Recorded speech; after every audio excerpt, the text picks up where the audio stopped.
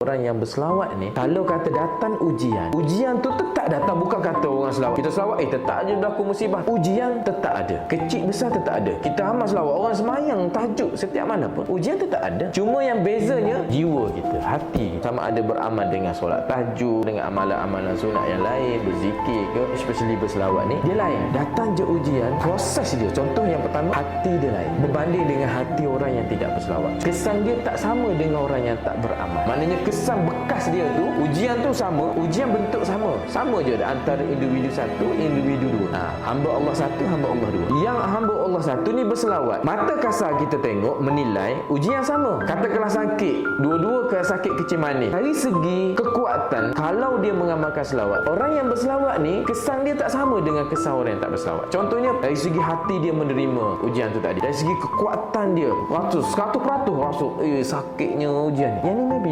50% je dia rasa. Itu bab rasa. Bab yang kedua, Allah akan bagi kekuatan ataupun Allah bagi kemudahan. Yang ni, yang B ni, maybe dia nak move on, dia nak dapat orang kata kesihatan benda lain tu, proses dia lama. Yang ni penyelesaian ke atas problem tu kejap je, ada kerja manis tapi macam sembuh Allah bagi. Sebab apa? Sebab dengan selawat tu tadi. Jadi itu antara hikmah-hikmah selawat yang kita kena terima. Kadang-kadang kalau orang tak berselawat, kurang berselawat ataupun tak berselawat langsung, tak mengamalkan selawat, setiap kali problem tu, katakanlah problem masalah kerja ke, masalah apa ke, solusi dia tu lambat datang. Susah nak datang solusi. Atas bukan saja nak selesai, dari segi solusi, dari segi penyelesaian tu, cara penyelesaian tu mudah je. Jadi benda-benda tu yang dialami oleh orang yang berselawat. Itu sebab orang berselawat tak boleh nak cerita, sebab benda ni tak nampak pada masa kasar. Tapi orang yang berselawat ni dia akan rasa, dulu sebelum aku berselawat, aku rasa kelang kabut kalau setiap kali ada masalah. Aku rasa macam berat sangat, rasa macam marah. Tapi bila aku mengamalkan selawat ni, rasa macam yalah tak apalah. Dia lebih kepada redha lah. Maksudnya orang selawat ni, sebelum Allah settle masalah dia, sebelum Allah hantar solusi, Allah akan bagi satu penerimaan.